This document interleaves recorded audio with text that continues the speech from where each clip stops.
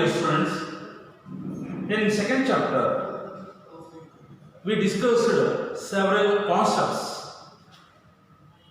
the theory of consumer behavior.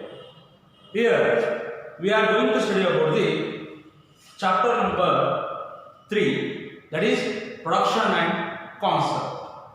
In this chapter we are also going to study about the several concepts like production function, isochron curve, total product, average product, marginal product, shapes of PP, AP and MP, and short run and long run, and also we are studying the short run cost and long run cost. ಇಲ್ಲಿ ಈ ಒಂದು ಅಧ್ಯಾಯದಲ್ಲಿ ಉತ್ಪಾದನೆ ಮತ್ತು ವೆಚ್ಚದ ಕುರಿತು ನಾವೇನಂತಂದ್ರೆ ಅಧ್ಯಯನ ಮಾಡುತ್ತೇವೆ. ಅಧ್ಯಾಯ 3 ಉತ್ಪಾದನೆ ಮತ್ತು ವೆಚ್ಚಗಳು. ನಿಮ್ಗೆ ಗೊತ್ತೇ ಇದೆ, ಕಳೆದ ಒಂದು ಅಧ್ಯಾಯದಲ್ಲಿ ಅಧ್ಯಾಯ 2 ಅನುಭೋಗಿಯ ವರ್ತನೆ ಸಿದ್ಧಾಂತದಲ್ಲಿ ಅನೇಕ ಪರಿಕಲ್ಪನೆಗಳನ್ನು ನಾವು ಅಧ್ಯಯನ ಮಾಡಿದ್ದೇವೆ. ಮತ್ತು ನೀವು ಹೇಳಿದ್ದೀನಿ ಒಂದು ಜೂನ್ ಕ್ಲಾಸ್ ಅಂತ ತೆಗೆದುಕೊಂಡು ಆ ಅನುಭೋಗಿಯ ವರ್ತನೆ ಸಿದ್ಧಾಂತ ನಿಮ್ಮ ಒಂದು ಪರೀಕ್ಷೆಯ ದೃಷ್ಟಿಯಿಂದ ಅದು ವೆರಿ ಇಂಪಾರ್ಟೆಂಟ್ ಒಂದು ಚಾಪ್ಟರ್ ಆಗಿದೆ. ಸುಮಾರು ಒಂದು 20 ಮಾರ್ಕ್ಸ್ ಆ ಒಂದು ಚಾಪ್ಟರ್ದಿಂದ ಪ್ರಶ್ನೆಗಳನ್ನು ಕೇಳಲಾಗ್ತದೆ. ಅದೇ ರೀತಿ ಮುಂದುವರೆದು ಅಧ್ಯಾಯ 3 ಉತ್ಪಾದನೆ ಮತ್ತು ವೆಚ್ಚಗಳು. ಇಲ್ಲಿ ನಾವು ಈ ಒಂದು ಅಧ್ಯಾಯದಲ್ಲಿ ಅನೇಕ ಪರಿಕಲ್ಪನೆಗಳನ್ನು ಅಧ್ಯಯನ ಮಾಡುತ್ತೇವೆ. ಉತ್ಪಾದನಾ ಬಿಂಬಕ, ಸಮ ಉತ್ಪನ್ನ ರೇಖೆ, ಅದೇ ರೀತಿ ಒಟ್ಟು ಉತ್ಪನ್ನ, ಸರಾಸರಿ ಉತ್ಪನ್ನ, ಸೀಮಾಂತ ಉತ್ಪನ್ನ, ಇದರ ಅರ್ಥ ಮತ್ತು ಸೂತ್ರವನ್ನು ತಿಳ್ಕೊಳ್ತೇವೆ. ಅದೇ ರೀತಿ ಒಟ್ಟು ಉತ್ಪನ್ನ, ಸರಾಸರಿ ಉತ್ಪನ್ನ ಮತ್ತು ಸೀಮಾಂತ ಉತ್ಪನ್ನ ರೇಖೆಯ ಆಕಾರಗಳನ್ನು ಅಧ್ಯಯನ ಮಾಡುತ್ತೇವೆ. ಮುಂದುವರೆದು ಅಲ್ಪಾವಧಿ ಮತ್ತು ದೀರ್ಘಾವಧಿಯನ್ನು ಅಧ್ಯಯನ ಮಾಡುತ್ತೇವೆ, ಹಾಗೂ ಅಲ್ಪಾವಧಿ ವೆಚ್ಚಗಳು ಮತ್ತು ದೀರ್ಘಾವಧಿ ವೆಚ್ಚವನ್ನು ಅಧ್ಯಯನ ಮಾಡುತ್ತೇವೆ. ಇಲ್ಲಿ ಉತ್ಪಾದನೆ ಮತ್ತು ವೆಚ್ಚಗಳು. ಮೊದಲನೇದಾಗಿ ನಾವು ಇಲ್ಲಿ ಪೀಠಿಕೆಯನ್ನು ಅಧ್ಯಯನ ಮಾಡೋಣ. ನಿಮಗೆ ಗೊತ್ತೇ ಇದೆ, ವಸ್ತುಗಳನ್ನು ಉತ್ಪಾದಿಸಬೇಕಾದರೆ ನಮಗೆ ಆಧಾರಗಳು ಅವಶ್ಯಕವಾಗಿವೆ. ಇಲ್ಲಿ ಯಾವುದೇ ವಸ್ತು ಆಗಿರಬಹುದು, ಆ ವಸ್ತುವನ್ನು ಉತ್ಪಾದಿಸಬೇಕಾದ್ರೆ ಅಲ್ಲಿ ಆಧಾರಗಳು ಅವಶ್ಯಕವಾಗಿರುತ್ತದೆ. ಇಲ್ಲಿ ಒಬ್ಬ ಉತ್ಪಾದಕ ಅಥವಾ ಒಂದು ಉದ್ಯಮ ಘಟಕ ವಿವಿಧ ಆಧಾರಗಳಾದ ಭೂಮಿ, ಶ್ರಮ, ಬಂಡವಾಳ ಮತ್ತು ಸಂಘಟನೆ ಹಾಗೂ ಕಚ್ಚಾ ಸರಕುಗಳು, ಯಂತ್ರಗಳನ್ನು ಬಳಸಿಕೊಂಡು ಉತ್ಪನ್ನಗಳನ್ನಾಗಿ ಪರಿವರ್ತಿಸುವ ಒಂದು ಪ್ರಕ್ರಿಯೆಗೆ ಉತ್ಪಾದನೆ ಎಂದು ಕರೆಯುತ್ತೇವೆ. ನೋಡಿ, ಇಲ್ಲಿ ಉತ್ಪಾದನೆ, ಸರಳವಾಗಿ ಉತ್ಪಾದನೆ ಎಂದರೆ ಏನು? ಒಬ್ಬ ಉತ್ಪಾದಕ ಅಥವಾ ಒಂದು ಉದ್ಯಮ ಘಟಕ ವಿವಿಧ ಆದಾಯಗಳನ್ನು ಉತ್ಪನ್ನಗಳನ್ನಾಗಿ ಪರಿವರ್ತಿಸುವ ಒಂದು ಪ್ರಕ್ರಿಯೆಗೆ ನಾವು ಕರಿತೀವಿ ಉತ್ಪಾದನೆ ಎಂದು ಕರೆಯುತ್ತೇವೆ. ಒಬ್ಬ ಉತ್ಪಾದಕ ಅಥವಾ ಒಂದು ಉದ್ಯಮ ಘಟಕ ವಿವಿಧ ಆದಾಯಗಳನ್ನು ಬಳಸಿಕೊಂಡು ಉತ್ಪನ್ನಗಳನ್ನಾಗಿ ಪರಿವರ್ತಿಸುವ ಒಂದು ಪ್ರಕ್ರಿಯೆಗೆ ಉತ್ಪಾದನೆ ಎಂದು ಕರೆಯುತ್ತೇವೆ. ಇಲ್ಲಿ ವಿವಿಧ ಆದಾಯಗಳೆಂದರೆ ಏನು? ಭೂಮಿಯನ್ನು ಬಳಸಿಕೊಳ್ತಾನೆ ಉತ್ಪಾದನಾ ಚಟುವಟಿಕೆಯಲ್ಲಿ. ಶ್ರಮ ಅಂದರೆ ದುಡಿಯುವ ವರ್ಗ ಅಂತ ಕರಿತೀವಿ ನಾವು, ಆ ಒಂದು ಶ್ರಮವನ್ನು ಬಳಸಿಕೊಳ್ತಾನೆ. ಬಂಡವಾಳ ಅಂದರೆ ಇಲ್ಲಿ ಸಾಲ ರೂಪದ ಹಣ ಮತ್ತು ಸಂಘಟನೆ ಅಂದರೆ ಸಂಘಟನಾಕಾರ ಅಂದರೆ ಒಬ್ಬ ವ್ಯವಸ್ಥಾಪಕ. ಅವೇನು ಮಾಡ್ತಾನೆ ಅಂದರೆ ಈ ಮೂರುಗಳನ್ನು ಒಂದು ಕಡೆ ಸೇರಿಸಿ ಉತ್ಪನ್ನ ಚಟುವಟಿಕೆಗಳನ್ನು ನಡೆಸ್ತಾನೆ. ಸಂಘಟನಾಕಾರ ಅಂದರೆ ಸಂಘಟನೆ ಅಂತ ಕರಿತೇವೆ. ಭೂಮಿ, ಶ್ರಮ, ಬಂಡವಾಳ ಮತ್ತು ಸಂಘಟನೆ ಹಾಗೂ ಕಚ್ಚಾ ಸರಕುಗಳು ಮತ್ತು ಯಂತ್ರಗಳನ್ನು, ಇವುಗಳನ್ನು ವಿವಿಧ ಆಧಾರಗಳು ಅಂತ ಕರಿತೇವೆ. ಇವುಗಳನ್ನು ಬಳಸಿಕೊಂಡು ಉತ್ಪನ್ನಗಳನ್ನಾಗಿ ಪರಿವರ್ತಿಸುವ ಪ್ರಕ್ರಿಯೆ ಇದ್ದರೆ ಅದನ್ನು ಉತ್ಪಾದನೆ ಎಂದು ಕರೆಯುತ್ತೇವೆ. Production is nothing but a firm converting inputs to the output. It is called production. A firm converting inputs to the output. It is called production. Here, inputs are land, labor, capital, organization, and raw materials, and also the technical factors. These are all called inputs. ಇಲ್ಲಿ ಉತ್ಪಾದನೆ ಅಂದರೆ ಒಬ್ಬ ಉತ್ಪಾದಕ ಒಂದು ಉದ್ಯಮಿ ಘಟಕ ಯಾವುದೇ ಸರಕನ್ನು ಉತ್ಪಾದಿಸಬೇಕಾದ್ರೆ ಅಲ್ಲಿ ಆದಾನಗಳನ್ನು ಬಳಸ್ಕೊಳ್ತಾನೆ. ಆ ಆದಾನಗಳನ್ನು ಏನು ಮಾಡ್ತಾನವ ಉತ್ಪಾದನೆಯಾಗಿ ಪರಿವರ್ತಿಸುವ ಒಂದು ಪ್ರಕ್ರಿಯೆಗೆ ಉತ್ಪಾದನೆ ಎಂದು ಕರೆಯುತ್ತೇವೆ. ಅದೇ ರೀತಿಯಲ್ಲಿ ಉತ್ಪಾದನಾ ವೆಚ್ಚ ಪ್ರೊಡಕ್ಷನ್ ಕಾಸ್ಟ್ ಅಂತ ಬರ್ತದೆ. ಉತ್ಪಾದನಾ ವೆಚ್ಚ ಇಲ್ಲಿ ಒಂದು ಉದ್ಯಮ ಘಟಕವು ಆದಾನಗಳನ್ನು ಉತ್ಪಾದನಾ ಚಟುವಟಿಕೆಯಲ್ಲಿ ಬಳಸಿಕೊಂಡದ್ದಕ್ಕಾಗಿ ಆ ಆದಾನಗಳ ಮಾಲೀಕರಿಗೆ ಕೊಡುವ ಪ್ರತಿಫಲಕ್ಕೆ ನಾವೇನು ಕರಿತೀವಿ ಉತ್ಪಾದನಾ ವೆಚ್ಚ ಎಂದು ಕರೆಯುತ್ತೇವೆ. ನೋಡ್ರಿ, ಒಬ್ಬ ಉದ್ಯಮಿ ಅಥವಾ ಒಂದು ಉದ್ಯಮ ಘಟಕ ಅದೇನು ಮಾಡುತ್ತೆ ಅಂದರೆ ಯಾವುದೇ ಒಂದು ವಸ್ತುವನ್ನು ಉತ್ಪಾದಿಸುವ ಸಂದರ್ಭದಲ್ಲಿ ವಿವಿಧ ಆದಾನಗಳನ್ನು ಬಳಸ್ಕೊಳ್ತದ. ಭೂಮಿಯನ್ನು ಬಳಸ್ಕೊಳ್ತದ, ಶ್ರಮವನ್ನು ಬಳಸ್ಕೊಳ್ತದ, ಬಂಡವಾಳವನ್ನು ಬಳಸ್ಕೊಳ್ತದ, ಸಂಘಟನೆಯನ್ನು ಬಳಸ್ಕೊಳ್ತದ. ಬಳಸಿಕೊಂಡದಕ್ಕಾಗಿ ಅವುಗಳ ಮಾಲೀಕರಿಗೆ ಕೊಡುವ ಪ್ರತಿಫಲಕ್ಕೆ ನಾವು ಕರಿತೀವಿ ಇಲ್ಲಿ ಉತ್ಪಾದನಾ ವೆಚ್ಚ ಎಂದು ಕರೀತೇವೆ. ಈಗ ಭೂಮಿ ಬೇರೆ ಯಾರದೋ ಒಂದು ಸ್ವಂತದ್ದು ಆಗಿರುತ್ತದೆ. ಆ ಭೂಮಿಯ ಭೂ ಮಾಲೀಕರಿಗೆ ಗೇಣಿ ರೂಪದಲ್ಲಿ ಆ ಹಣವನ್ನು ಸಂದಾಯ ಮಾಡಲಾಗ್ತದೆ. ಶ್ರಮ ದುಡಿಯುವ ವರ್ಗ ಕಾರ್ಮಿಕರ ನಂತರ ಅವರನ್ನು ಬಳಸಿಕೊಂಡದಕ್ಕಾಗಿ ಅವರ ಪ್ರತಿಫಲವಾಗಿ ಕೂಲಿಯನ್ನು ಕೊಳ್ಳಲಾಗ್ತದೆ. ಬಂಡವಾಳ ಸಾಲ ರೂಪದ ಹಣ ಬ್ಯಾಂಕ್ಗಳಲ್ಲಿ ಅಥವಾ ಇನ್ನಿತರ ಹಣಕಾಸು ಸಂಸ್ಥೆಗಳಲ್ಲಿ ಆ ಸಾಲ ರೂಪದ ಹಣವನ್ನು ಪಡೆದುಕೊಂಡಿರ್ತಾರೆ. ಅದನ್ನು ಬಳಸಿಕೊಂಡದಕ್ಕಾಗಿ ಅದರ ಪ್ರತಿಫಲವಾಗಿ ಬಡ್ಡಿಯನ್ನು ಕೊಳ್ಳಲಾಗ್ತದೆ. ಸಂಘಟನೆ ಕೊನೆಯಲ್ಲಿ ಸಂಘಟನೆಗೆ ಇಲ್ಲಿ ಪ್ರತಿಫಲವಾಗಿ ಲಾಭವನ್ನು ಕೊಳ್ಳಲಾಗ್ತದೆ. ಈ ರೀತಿ ಒಬ್ಬ ಉದ್ಯಮಿ ಅಥವಾ ಒಂದು ಉದ್ಯಮ ಘಟಕವು ಉತ್ಪಾದನಾ ಚಟುವಟಿಕೆಯಲ್ಲಿ ವಿವಿಧ ಆದಾನಗಳನ್ನು ಬಳಸಿಕೊಂಡದಕ್ಕಾಗಿ ಅವುಗಳ ಮಾಲೀಕರಿಗೆ ಕೊಡುವ ಪ್ರತಿಫಲವನ್ನು ನಾವು ಕರಿತೀವಿ ಉತ್ಪಾದನಾ ವೆಚ್ಚ ಎಂದು ಕರೆಯುತ್ತೇವೆ. Production cost is nothing but it refers to the expenditure incurred to obtain the factors of production. Production cost, it refers to the expenditure incurred to obtain the factors of production. It is called production cost. ಇದು ನಾವು ಅಂದರೆ ಉತ್ಪಾದನಾ ವೆಚ್ಚ ಅಂತ ಕರೀತಾರೆ. ಆಮೇಲೆ ಗಮನಿಸಿ, ಒಬ್ಬ ಉದ್ಯಮಿ ಯಾವುದೇ ಒಂದು ನಿರ್ದಿಷ್ಟ ಸರಕನ್ನು ಉತ್ಪಾದಿಸುವ ಸಂದರ್ಭದಲ್ಲಿ ವಿವಿಧ ಆದಾನಗಳನ್ನು ಬಳಸಿಕೊಂಡಿರ್ತಾನೆ. ಆ ಆದಾಯಗಳಿಗೆ ಪ್ರತಿಫಲವಾಗಿ ಹಣವನ್ನು ಸಂದಾಯ ಮಾಡ್ತಾನೆ. ಅದನ್ನು ಉತ್ಪಾದನಾ ವೆಚ್ಚ ಅಂತ ತಿಳ್ಕೊಂಡಿರಿ. ಇನ್ನು ಉತ್ಪಾದಿಸಿದ ವಸ್ತುಗಳನ್ನು ಮಾರುಕಟ್ಟೆಯಲ್ಲಿ ಮಾರಾಟ ಮಾಡಿ ಆದಾಯವನ್ನು ಗಳಿಸ್ತಾನೆ. ಅದನ್ನು ನಾವೇನು ಅಂದರೆ ಉತ್ಪಾದನಾ ಆದಾಯ ಎಂದು ಕರೆಯುತ್ತೇವೆ. ಪ್ರಾಡಕ್ಟ್ ಇನ್ಕಮ್ ಅಂತ ಕರಿತೇವೆ. ಒಬ್ಬ ಉದ್ಯಮಿ ಏನು ಮಾಡ್ತಾನೆ, ಸರಕನ್ನು ಉತ್ಪಾದಿಸಿದ ನಂತರ ಮಾರುಕಟ್ಟೆಯಲ್ಲಿ ಅವನ್ನ ಮಾರಾಟ ಮಾಡ್ತಾನೆ. ಮಾರಾಟ ಮಾಡಿದಾಗ ಅವನಿಗೇನು ಆದಾಯ ಗಳಿಸ್ತಾನಲ್ಲ ಅದನ್ನು ಉತ್ಪಾದನಾ ಆದಾಯ ಎಂದು ಕರೀತೇವೆ. ಆಮೇಲೆ ಲಾಭ ಯಾವಾಗ್ತದೆ, ಒಬ್ಬ ಉದ್ಯಮಿಗೆ ಲಾಭ ಯಾವಾಗ್ತದೆ ಅಂದರೆ ಅವ ಮಾಡಿದ ಉತ್ಪಾದನಾ ವೆಚ್ಚಕ್ಕಿಂತ ಆದಾಯ ಹೆಚ್ಚಿರಬೇಕು. ಅಂದರೆ ನಿವ್ವಳ ವೆಚ್ಚಕ್ಕಿಂತ ನಿವ್ವಳ ಆದಾಯ ಹೆಚ್ಚಿರಬೇಕು. ಅಂದಾಗ ಮಾತ್ರ ಉದ್ಯಮಿ ಘಟಕ ಲಾಭವನ್ನು ಗಳಿಸಲು ಸಾಧ್ಯ. ವೆಚ್ಚಕ್ಕಿಂತ ಆದಾಯ ಅಧಿಕವಾಗಿರಬೇಕು, ಆವಾಗ ಅವನಿಗೆ ಪ್ರಾಫಿಟ್ ಲಭಿಸ್ತದೆ. ಅದೇ ರೀತಿಯಲ್ಲಿ ನಾವು ಈ ಒಂದು ಉತ್ಪಾದನಾ ಬಿಂಬಕವನ್ನು ತಿಳಿದುಕೊಳ್ಳೋಣ. ಪ್ರೊಡಕ್ಷನ್ ಫಂಕ್ಷನ್, ಉತ್ಪಾದನಾ ಬಿಂಬಕ ಪ್ರೊಡಕ್ಷನ್ ಫಂಕ್ಷನ್. ನೋಡಿ, ಏನು ಉತ್ಪಾದನಾ ಬಿಂಬಕ ಅಂದರೆ what you mean by production function? Production function is nothing but the functional relationship between inputs and outputs. It is called production function. Production function is nothing but the functional relationship between inputs and outputs. It is called production function.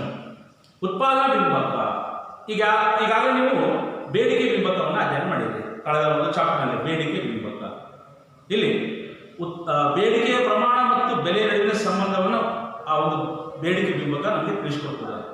ಬೇಡಿಕೆ ಪ್ರಮಾಣ ಮತ್ತು ಬೆಲೆ ನಡುವಿನ ಸಂಬಂಧ ಏನಿದೆ ಎನ್ನುವುದನ್ನು ಆ ಬೇಡಿಕೆ ಬಿಂಬಕ ತಿಳಿಸಿಕೊಡ್ತದೆ. ಅದೇ ರೀತಿ ಇಲ್ಲಿಯೂ ಸಹ ಈ ಉತ್ಪಾದನಾ ಬಿಂಬಕ ಏನಿದೆಯಲ್ಲ ಇದು ಆದಾನಗಳು ಮತ್ತು ಉತ್ಪನ್ನಗಳ ನಡುವಿನ ಸಂಬಂಧವನ್ನು ತಿಳಿಸಿಕೊಡುತ್ತದೆ. ಆದಾನಗಳು ಮತ್ತು ಉತ್ಪನ್ನಗಳ ನಡುವಿನ ಸಂಬಂಧವನ್ನು ತಿಳಿಸಿಕೊಳ್ಳೋದಕ್ಕೆ ಉತ್ಪಾದನಾ ಬಿಂಬಕ ಎಂದು ಕರೆಯುತ್ತೇವೆ. ಆದಾನಗಳು ಮತ್ತು ಉತ್ಪನ್ನಗಳ ನಡುವಿನ ಸಂಬಂಧ ತಿಳಿಸಿಕೊಳ್ಳೋದಕ್ಕೆ ಉತ್ಪಾದನಾ ಬಿಂಬಕ ಎಂದು ಕರೆಯುತ್ತೇವೆ. ಅದರ ಒಂದು ಸಮೀಕರಣ ಇದೆ, ನಾವು ಗಮನಿಸೋಣ. ಇಲ್ಲಿ Q is equal to F of bracket LK. Q Q is equal to f of bracket L K. ಇದರ ನಾವು ಕರಿತೀವಿ ಉತ್ಪಾದನಾ ಬಿಂಬಕದ ಸಮೀಕರಣ. It is called equation of production function. Q is equal to f of bracket L K. Q ಅಂದ್ರೆ ಏನು? What do you mean by Q? Q is nothing but it is a quantity of input. Q is represent the quantity of input. F is a represent the function. L is a represent labor. K is a represent capital. ನೋಡ್ರಿ ಈ ಉತ್ಪಾದನಾ ಬಿಂಬಕ ಇದೇ ಸಮೀಕರಣ ಇದೆಯಲ್ಲ, Q ಅಂದ್ರೆ ಏನು? ಉತ್ಪನ್ನದ ಪ್ರಮಾಣ. ಅದೆಷ್ಟಂತ ಗೊತ್ತಿಲ್ಲ. ಇಲ್ಲಿ Q ಅಂದ್ರೆ ಉತ್ಪನ್ನದ ಪ್ರಮಾಣ. F ಏನಿದು? ಬಿಂಬಕ. L ರಾಕೆಟ್ ನಲ್ಲಿ L ಇದೆಯಲ್ಲ, ಇದು ಶ್ರಮ ತಿಳಿಸಿಕೊಡ್ತದ. K ಅಂದ್ರೆ ಬಂಡವಾಳವನ್ನ ತಿಳಿಸಿಕೊಡ್ತದೆ. ಹಾಗಾಗಿ ಇದು Q ಏನಿದೆಯಲ್ಲ, ಇದೊಂದು ಅವಲಂಬಿತ ಚಲಕ. ಈ ಬ್ರಾಕೆಟ್ ನಲ್ಲಿ L K ಅದರ ಒಂದು ಸ್ವತಂತ್ರ ಚಲಕ. ಈ Q ಇವುಗಳನ್ನ ಅವಲಂಬಿಸಿದೆ. F ಏನಿದೆಯಲ್ಲ, ಇದು ಬಿಂಬಕ.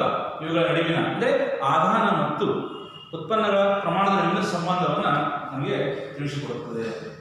ಇದನ್ನು ಅಂದ್ರೆ ಉತ್ಪಾದನಾ ಬಿಂಬಕ ಎಂದು ಕರೆಯುತ್ತೇವೆ. ಅದೇ ರೀತಿ ಸಮ ಉತ್ಪನ್ನ ರೇಖೆ.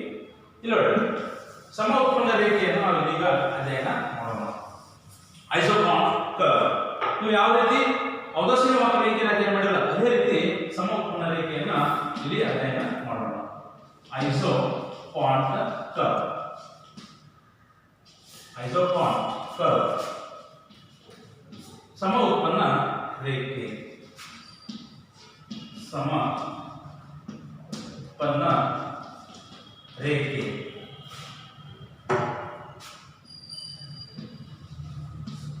ಇಲ್ಲಿ ನೋಡಿ, ಈ ರೇಖೆಗಳನ್ನು ಗಮನಿಸಿ. ಇವು ಸೇಮ್ ಔದಾಸೀನ ವಕ್ರರೇಖೆ ಆಕಾರದಂತೆ ಅಲ್ಲ. ಇಲ್ಲಿ ನೋಡಿ, IQ1 ಅಂತ ಇದೆ. ಐಸೋಕಾನ್ ಕರ್ವ್ 1, IQ1. ಅದು IC1 ಇಂಡಿಫರೆನ್ಸ್ ಕರ್ವ್. ಇದು IQ1. ನಿಮ್ಮ ಪುಸ್ತಕದಲ್ಲಿ ಈ ರೀತಿ ಕೊಟ್ಟಿದ್ದಾನೆ. Q is equal to Q1, Q is equal to Q2, Q is equal to Q3 ಅಂತ ಕೊಟ್ಟಿದ್ದಾನೆ. ನಾನು ನಿಮ್ಗೆ ಸರಳವಾಗಿ IQ1, IQ2, IQ3 ಅಂತ ಬರ್ತೀನಿ. IQ1 ಅಂತಂದ್ರೆ ಇದು ಸಮ ಉತ್ಪನ್ನ ರೇಖೆ 1, IQ2 ಅಂದ್ರೆ ಸಮ ಉತ್ಪನ್ನ ರೇಖೆ 2, IQ3 ಅಂದ್ರೆ ಸಮ ಉತ್ಪನ್ನ ರೇಖೆ 3. ಇದು ಸೇಮ್ ಔದಾಸೀನ ವಕ್ರರೇಖೆ ಆಕಾರದಂತೆ ಇದೆ. ಸಮ ಉತ್ಪನ್ನ ರೇಖೆ ಅಂದರೆ ಏನು ನೋಡ್ರಿ. ಔದಾಸೀನ ವಕ್ರರೇಖೆಯ ಅರ್ಥ ಮತ್ತು ಸಮ ಉತ್ಪನ್ನ ರೇಖೆಯ ಅರ್ಥ ಎರಡು ಒಂದೇ, ಆದರೆ ಸ್ವಲ್ಪ ಒಂದು ಪ್ರಮಾಣದಲ್ಲಿ ಇದರ ಅರ್ಥ ಬದಲಾವಣೆ ಇದೆ. ಸಮ ಉತ್ಪನ್ನ ರೇಖೆ ಅಂದರೆ ಒಂದೇ ಗರಿಷ್ಠ ಮಟ್ಟದ ಉತ್ಪಾದನೆಯನ್ನು ನೀಡುವ ಎರಡು ಆಧಾನಗಳ ವಿವಿಧ ಸಾಧ್ಯತಾ ಸಂಯೋಜನೆಗಳ ಸಮೂಹವನ್ನು ಸಮ ಉತ್ಪನ್ನ ರೇಖೆ ಎಂದು ಕರೆಯುತ್ತೇವೆ. ನೋಡ್ರಿ, ಸಮ ಉತ್ಪನ್ನ ರೇಖೆ ಅಂದರೆ ಒಂದೇ ಗರಿಷ್ಠ ಮಟ್ಟದ ಉತ್ಪಾದನೆಯನ್ನು ನೀಡುವ, ಒಂದೇ ಗರಿಷ್ಠ ಮಟ್ಟದ ಉತ್ಪಾದನೆಯನ್ನು ನೀಡುವ ಎರಡು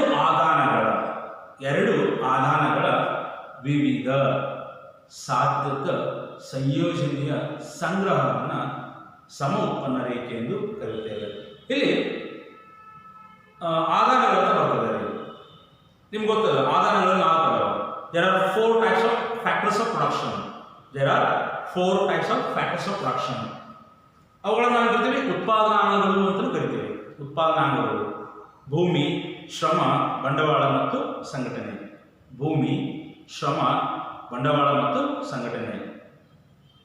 There are 4 types of factors of production, or we call it inputs: land, labor, capital and organization. ಈ ಉತ್ಪಾದನಾಂಗಗಳು ಅಥವಾ ನಾವು ಇಲ್ಲಿ ಆಧಾನಗಳು ಅಂತ ಕರಿತೀವಿ. ಆಧಾನಗಳು ಇವುಗಳಲ್ಲಿ 2 ಆಧಾನಗಳನ್ನು ಮಾತ್ರ ನಾವು ಉದಾಹರಣೆಗೆ ತೆಗೆದುಕೊಳ್ತೇವೆ. ಒಂದು ಬಂಡವಾಳ, ಇನ್ನೊಂದು ಶ್ರಮ. ಬಂಡವಾಳ ಮತ್ತು ಶ್ರಮ. ಇಲ್ಲಿ ಸಮ ಉತ್ಪನ್ನ ರೇಖೆ ಒಂದೇ ಗರಿಷ್ಠ ಮಟ್ಟದ ಉತ್ಪಾದನೆಯನ್ನು ನೀಡುವ 2 ಆಧಾನಗಳ ವಿವಿಧ ಸಾಧ್ಯತಾ ಸಂಯೋಜನೆಯ ಸಂಗ್ರಹವನ್ನು ಸಮ ಉತ್ಪನ್ನ ರೇಖೆ ಎಂದು ಕರೆಯುತ್ತೇವೆ. Isochord curve is nothing but a given quantity of output a given quantity of output may be produced with different combinations of two inputs.